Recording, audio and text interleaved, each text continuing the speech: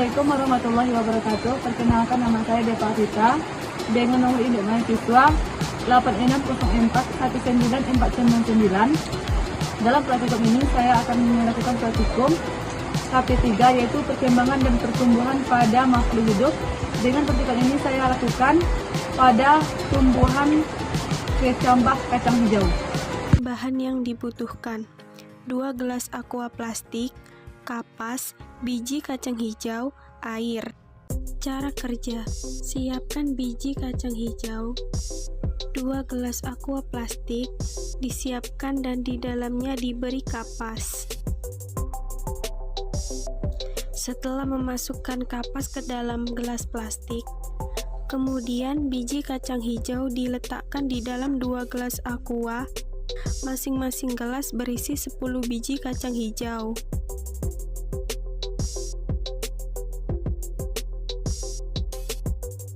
Setelah masing-masing gelas berisi 10 biji kacang hijau, selanjutnya masing-masing gelas ditambahkan 3 sendok air.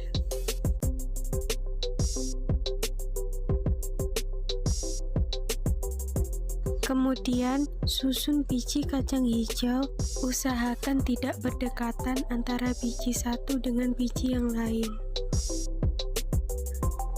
Kemudian, letakkan gelas aqua yang berlabel terang di tempat yang terang atau mendapat cahaya matahari, seperti di samping jendela atau di halaman rumah. Dan letakkan gelas aqua yang berlabel gelap di tempat yang gelap, seperti di dalam kardus atau di kolong tempat tidur.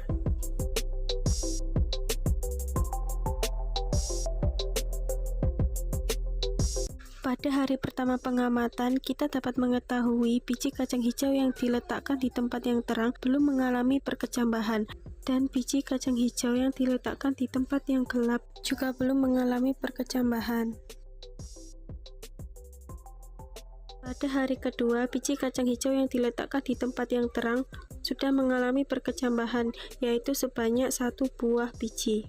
Sedangkan biji kacang hijau yang diletakkan di tempat yang gelap belum mengalami perkecambahan.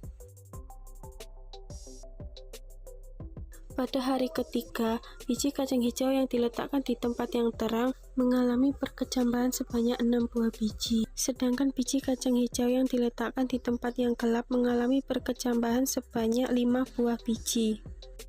Namun yang membedakannya adalah panjang radikula biji kecambah kacang hijau lebih panjang di tempat gelap daripada yang di tempat terang. Pada hari keempat, biji kacang hijau yang diletakkan di tempat yang terang mengalami perkecambahan sebanyak 6 buah biji. Sedangkan biji kacang hijau yang diletakkan di tempat yang gelap mengalami perkecambahan sebanyak 7 buah biji. Namun yang membedakannya adalah panjang radikula biji kecambah kacang hijau lebih panjang di tempat gelap daripada yang di tempat terang. Pada hari kelima, biji kacang hijau yang diletakkan di tempat yang terang mengalami perkecambahan sebanyak 7 buah biji. Sedangkan biji kacang hijau yang diletakkan di tempat yang gelap mengalami perkecambahan sebanyak 7 buah biji. Namun yang membedakannya adalah panjang radikula biji kecambah kacang hijau lebih panjang di tempat yang gelap daripada di tempat yang terang. Pada hari ke-6, biji kacang hijau yang diletakkan di tempat yang terang mengalami perkecambahan sebanyak 7 buah biji.